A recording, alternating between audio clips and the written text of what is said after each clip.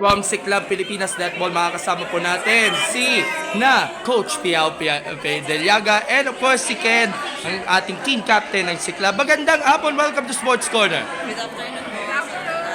Okay, so isa ang Siklab sa mga paparangalan mamaya sa All Women in Sports Awards. Kamusta pakiramdam na makatanggap kayo ng parangal?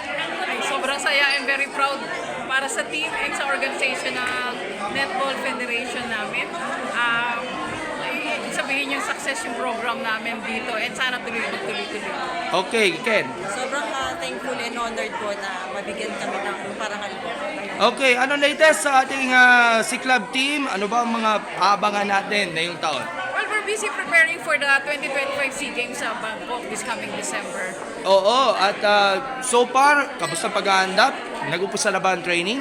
Yes, nag-uumpisa na and marami kami planning for the second stage of this year sa training namin. At sa muling pagbabalik nga ng sa netball sa SEA Games, ano bang aasahan natin dahil makakatapat nyo yung mga bansa dito sa nasabing meet?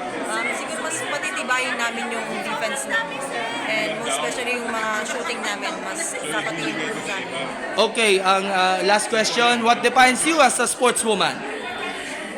Ang hirap ng tanong mo. Winning and having a family with the sports that we love most.